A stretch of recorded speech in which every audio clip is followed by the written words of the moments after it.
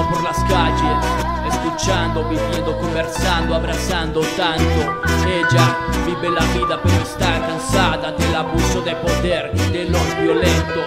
Ella conoce las historias de miseria donde hay interrogantes, Emma trata de encontrar respuestas.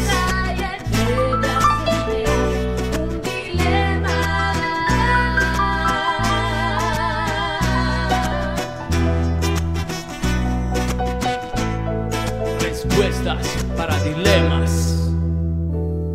Emma tiene un dilema, serie radial para la visibilización de los derechos humanos y la construcción cotidiana de alternativas, una producción de la Corporación Educativa Combos. Proyecto financiado por la Diputación Foral de Guipúzcoa.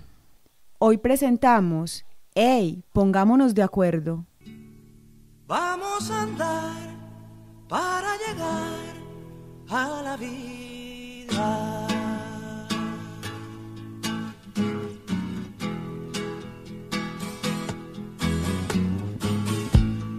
Vamos a andar en verso y vida tintos para llegar levantando el recinto. Vamos a andar del pan y la verdad para llegar matando el egoísmo. Vamos a andar para que por lo mismo, para llegar reviva la amistad. Vamos a andar hundiendo al poderoso para llegar alzando al perezoso. Vamos a andar sumando a los demás para llegar con todas las banderas. El temible clan Úsuga quiere que lo tengan en cuenta en un proceso de paz. De hecho, pidió ser incluido en las conversaciones que se adelantan con las FARC. Así lo aseguraron en un video que hicieron llegar a Noticias Caracol y en el que habla un hombre que asegura ser vocero de esta, que es la más sanguinaria y perseguida organización criminal del país. Juan, pasa ese noticiero. Y hablamos de la historia de este proceso. Casi 3 años estaremos cumpliendo en este momento desde que se iniciaron los diálogos en La Habana. Varios obstáculos han sorteado en este proceso de paz a lo largo de casi estos años. Presiones políticas, desacuerdos, ataques de la guerrilla han puesto en estado crítico los diálogos. A pesar de estar discutiendo en medio del conflicto, las partes han logrado avances. No, mijo, mejor apaga ese televisor. Pero ¿por qué, ma? ¿A vos cómo te ha gustado las noticias de estar enterada de todo eso? Sí, mijo, pero es que me siento como confundida con lo que dicen ahí. Por un rato prefiero ni pensar. ¿Cómo así, ma? Mijo, es que ve, yo estaba ilusionada con lo de la paz y ya están diciendo que el tiempo que ha pasado en Cuba se puede perder, que hay que votar, porque lo que decidan allá va a ser válido o no válido según esa votación. Entonces, si la gente dice que no, ¿qué? Así quedan las cosas, como si no se hubieran reunido. ¿Cómo será eso? Es que es como si la gente no hubiera reconocido la necesidad de dialogar, tantos años buscando acuerdos, que se muestre una voluntad de paz. Tanto tiempo y tanto dinero que se ha gastado y con la oposición de muchos. Imagínate, ma, que han hecho de todo en contra de ese proceso, que marchas, que mensajes por redes sociales, que noticias de todo tipo. Uno como que no puede creer que haya personas que no están de acuerdo con la paz. Hijo, aunque sabes, yo también lo que pienso es que de pronto tienen miedo de la negociación, de lo que salga de ahí. Es que lo que sigue no es fácil. Pero no te preocupes, ma, vos misma me decís que todo tiene remedio, que tengamos esperanza, paciencia y confianza. Hijo, me encanta esa actitud y que estés tan enterado. ¿Vos por qué sabes tanto? Ma, es que estoy estudiando para la Cátedra de la Paz, que nos enseñan en el colegio. Sí, qué bueno. ¿Y qué más te han dicho? Además han dicho que podemos y debemos participar del proceso de paz. Desde un principio ha habido personas que opinan en mesas de trabajo proponiendo temas y hay una página web para consultar los acuerdos. En eso los computadores, ustedes los jóvenes son los que saben. ¿Eso cómo se hace, mi amor? Mira, mamá, entras a internet y buscas la página www.avancesacuerdos.gov.co. No, espérate. Yo sí le voy a decir a las muchachas, pero espérate, yo busco con qué anotar. Ay, mamá. www.avancesacuerdos.gov.co. Mijo, sí, voy a practicar. Mira, mi amor, yo ya salgo también, voy para el grupo de paz a la educación que nos invitaron a las madres comunitarias. Hola muchachas, ¿cómo están? ¿Qué más? Hola, ¿qué más? Muchachas, buenas tardes, ¿cómo están? Hola, profe, ¿cómo estás? Muchachas, nos toca estudiar para lo del proceso de paz. Mire, ya Juan me explicó, consultemos lo de los acuerdos para que veamos si vamos a votar o no, cuando nos toque qué vamos a decidir. Profe, ¿podemos mirar en el computador? Claro, vamos. Del pan y la verdad vamos a andar matando el egoísmo para que por lo mismo reviva la amistad. Vamos a andar hundiendo al poderoso, alzando al perezoso, sumando a los demás. Vamos a andar con todas las banderas trenzadas de manera que no haya soledad, que no haya soledad, que no haya soledad, que no haya soledad. Saludamos a la audiencia de Zona Radio 88.4 del FM. Les damos la bienvenida a nuestra serie institucional EMA tiene un dilema de la Corporación Educativa Combos. Hoy tenemos de invitado a José Girón, es un compañero de la corporación del IPC, Instituto Popular de Capacitación, es socio y analista político, ya nos ha acompañado en otro programa esclareciendo un poco el tema de la justicia punitiva y la justicia transicional. Y hoy, como acabamos de escuchar en la historia, son muchas las dudas y comentarios que deja el tema de la refrendación en el proceso de paz. Por eso hoy vamos a conversar con José acerca de esto. En primer lugar, que nos cuente un poco qué es lo que se ha acordado en La Habana y luego que nos cuente un poco cuáles serían el mecanismo de refrendación y qué significa que haya refrendación de los acuerdos y cuál es el papel de la sociedad civil en él. Muy bien, nuevamente muchas gracias a la Corporación Combos por nuevamente participar en este programa y tener esta oportunidad para que sigamos conversando sobre un tema tan relevante para el país como es el Acuerdo de La Habana. Sobre la pregunta, el proceso de paz de Colombia ha tenido un conjunto de decisiones novedosas que podríamos, digamos, sintetizar en las siguientes. Es un proceso de negociación que por primera vez, antes de entrar a negociar, se pacta una agenda con la insurgencia. Eso nunca antes había ocurrido en el país, muy probablemente muy poco en los otros procesos de negociación. Esto determinó unos temas que en consideración del gobierno y de la insurgencia eran temas relevantes para darle, digamos, fin al conflicto armado que ha tenido a la sociedad en vilo por más de 50 años. Este es una de las razones novedosas que tiene este proceso de paz.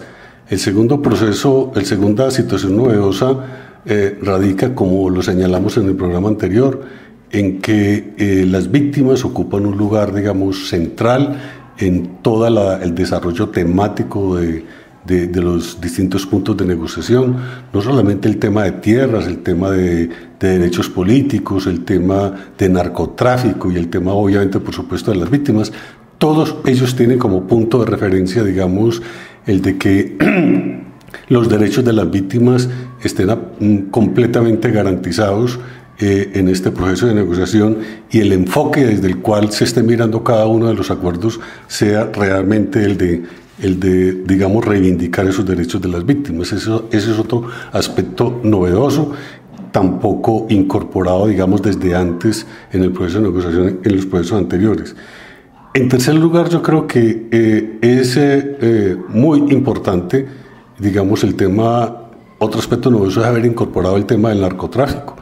Bien es sabido de que por lo menos en los últimos 20 años el narcotráfico ha jugado un papel muy importante en el desarrollo del conflicto armado, pues le dio origen, digamos, a esta expresión, digamos, reciente del paramilitarismo, con la aparición, recuerden muy bien, en la época de Pablo Escobar con el MAS, y a partir de allí se empezó a gestar toda esta fuerza política que tenía, digamos, en sus comienzos como la aspiración de oponerse y de confrontar, digamos, a la guerrilla, pero que finalmente terminó fue afectando seriamente y con profundas violaciones de los derechos humanos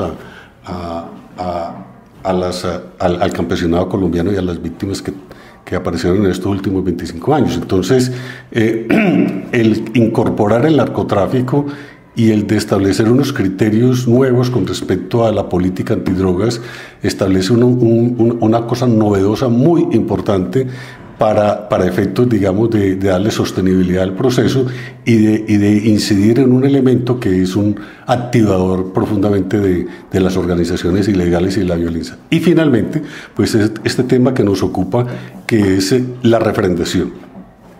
Este es un tema que ha generado, como bien conocen los oyentes, pues una discusión muy grande en todo el país. El gobierno y la guerrilla vienen en un debate desde que empezó el proceso de negociación, situación que todavía no está completamente resuelta, en cuál va a ser la manera como se va a refrendar este proceso, pero digamos que nos vamos a ocupar básicamente de que este proceso es novedoso en el sentido de que por primera vez digamos, a la sociedad colombiana se le propone de que procesos de negociación que había tenido el país, que siempre eran resueltos entre, digamos, la insurgencia o el actor armado del gobierno, ahora aparece como fue algo que fue bastante solicitado por las organizaciones de derechos humanos y de paz en su momento, el de que hubiera un tercer actor que es, digamos, la sociedad. Entonces, ese es uno de los componentes, digamos, más importantes, porque si bien, como bien lo ha señalado el gobierno y la fiscalía y distintas, digamos, analistas desde el punto de vista jurídico, no es un elemento indispensable para darle, digamos, una caracterización de institucionalización a los acuerdos, no es necesario, digamos, una refrendación. Sí es un paso muy importante en términos de darle legitimidad y esperar que la voz del ciudadano se exprese en este proceso, digamos, de paz. ¿Por qué? Porque eso le daría mucho más fuerza, mucho más carácter vinculante a este acuerdo. Sería muy difícil, en caso de darse esa situación, es decir, la refrendación por parte de la sociedad colombiana, de que un gobierno se atreva a ignorar o a poner en duda, digamos, la naturaleza de esos acuerdos, cuando, aparte de haber sido firmado ese acuerdo por el presidente de la República, la sociedad, digamos, haya dado ese paso de aprobar ese dicho proceso de paz y dicho acuerdo. Entonces, ese proceso de refrendación tiene una gran importancia política, una gran importancia de sostenibilidad, y es un acto, digamos, de participación ciudadana que daría cabida a digamos, abrir la compuerta también del proceso de democratización de la sociedad. Entonces, esa es la gran importancia que tiene este pacto. Estamos a la espera de que en los próximos días, tanto el gobierno, los negociadores del gobierno como los negociadores de La Habana, pues le cuenten a la sociedad, al final de cuentas, si va a ser a través de un plebiscito, si va a ser a través, digamos, de un referendo. Parece que definitivamente ha sido descartada una asamblea constituyente, pero, digamos, ese mecanismo que lo conozca el país, para que, digamos, las distintas opiniones, tanto los que se oponen al proceso como los que, digamos, creemos en él, pues tengamos la oportunidad públicamente de entrar a una discusión o una deliberación alrededor de cada uno de los puntos de dicho acuerdo. ¿Cuál sería, José, el papel de las organizaciones comunitarias, de las organizaciones sociales, de los ciudadanos y ciudadanas en general, en términos de este proceso de refrendación? Como ¿qué tarea tenemos? ¿Qué tenemos que aprender? ¿Qué tenemos que hacer en nuestra proyección comunitaria? Bueno, la tarea es inmensa por varias razones. La primera es que toda la política de venganza, toda la política de odio, toda la política, digamos, de desconfianza, ha calado de manera profunda en la sociedad colombiana. Uno diría que no de manera, digamos, inmotivada. Yo creo que hay razones para que la sociedad que ha sufrido de victimización en victimización, pues aún no vea, es decir, no vea muy claro la validez y la importancia de este proceso. Pero ya hay hechos que demuestran de que no estamos sobre una situación, digamos, ilusoria, sino que estamos ante una realidad. Estamos ante un proceso de negociación que ha avanzado de manera enorme. Se considera que ya la reversa de ese proceso es prácticamente imposible. La insurgencia ha decretado un cese al fuego desde hace un buen rato y ya el país ha venido observando y teniendo la experiencia de cómo ya las noticias no se ocupan de los actos de la guerrilla, cómo los medios cada vez se ocupan más de la violencia cotidiana y no de esa guerra que estaba, digamos, afectando profundamente los campos y casi buen número de municipios del país. Es decir, ya la sociedad ha experimentado de que es posible, digamos, entrar en un momento en el cual esos niveles de violencia van a tener una reducción, digamos, importante, y no solamente eso, sino que la sociedad se le abre un camino para resolver problemas de injusticia y de inequidad. Es decir, todo lo que tiene que ver con la reforma en el campo, la reforma integral agraria, y lo que tiene que ver con los derechos de la oposición, o sea, todo el proceso, digamos, de transformación política y todo lo que tiene que ver, como lo señalamos en otra oportunidad, el tema del narcotráfico, nos vamos a encontrar con que se abre una gran compuerta para que la sociedad empiece a creer de que estamos frente a un hecho real y un momento de transformación de la sociedad que va a incidir de manera muy importante en la vida cultural, en la vida política. ¿Cuál es el papel de la sociedad? Ya lo señalamos antes, es un papel importantísimo. Las organizaciones deben cumplir un papel muy importante, sobre todo hablamos de organizaciones que tienen un papel en la educación de actores sociales, que tienen un papel en el manejo de la opinión pública, las mismas universidades que obviamente están en un escenario formativo muy importante donde está, digamos, las nuevas generaciones que seguramente van a tener un papel, digamos, destacado en el manejo del país. Es muy importante que allí se desarrollen discusiones, debates, que se haga una labor pedagógica labor pedagógica que debe tener un objetivo: confrontar, digamos, las tergiversaciones y las malas intenciones que han tenido los opositores de este proceso en tratar de mostrar los acuerdos, de hacer una interpretación conscientemente, digamos, tergiversada para mantener, digamos, los niveles de desconfianza y de miedo en la sociedad. Yo creo que esto es mucho más importante para los sectores urbanos y es mucho más importante para estos sectores que digamos, el conflicto armado les es de alguna manera distante. No es lo mismo vivir en una vereda de Urabá o del Magdalena Medio que los que viven, digamos, de alguna manera en una comuna de Medellín. Es decir, allí mucho más cerquita el conflicto armado tiene una historia mucho más de victimización y por lo tanto la percepción que tienen sobre la necesidad de acabar con esta guerra que ha sido tan degradante es mucho mayor.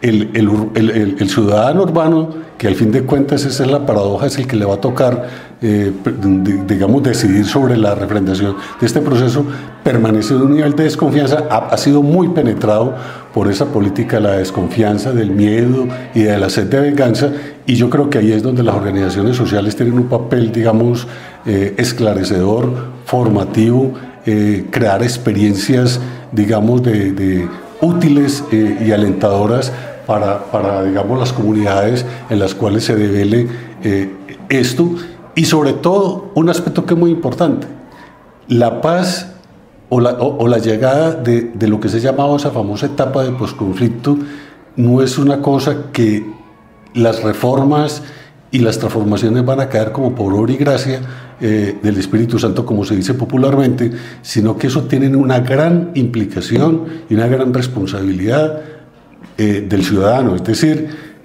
como diría alguien, el balón, si antes estaba rodando en el campo de la guerrilla y el gobierno, una vez se firme el acuerdo, como esperamos que eso sea así, ese balón va a entrar a rodar en el campo de la ciudadanía, y va a ser la ciudadanía la que va a tener la profunda responsabilidad, digamos, de darle realidad social y política a esos acuerdos, e inclusive ir mucho más allá de ellos mismos.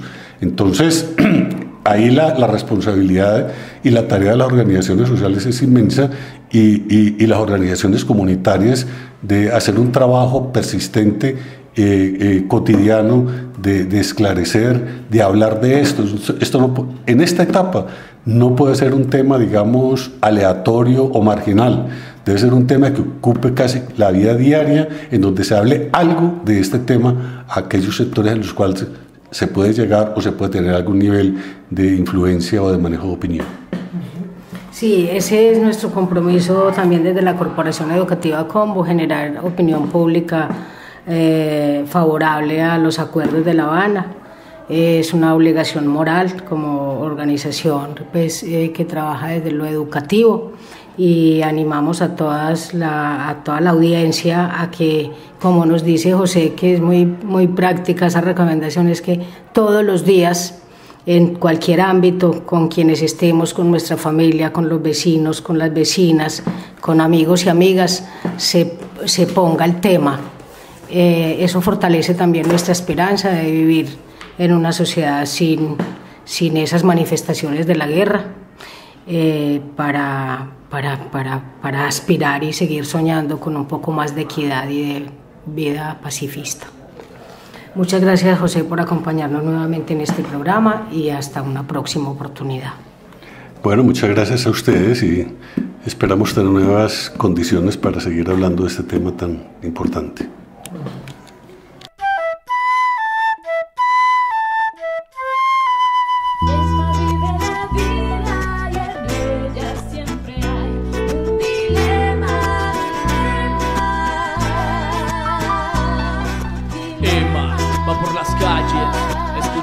Viviendo, conversando, abrazando tanto.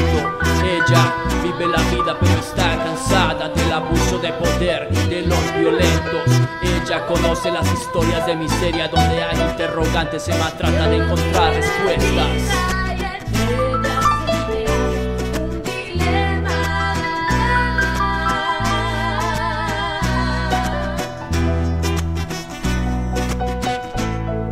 Respuestas para dilemas. Emma tiene un dilema, serie radial para la visibilización de los derechos humanos y la construcción cotidiana de alternativas, una producción de la Corporación Educativa Combos.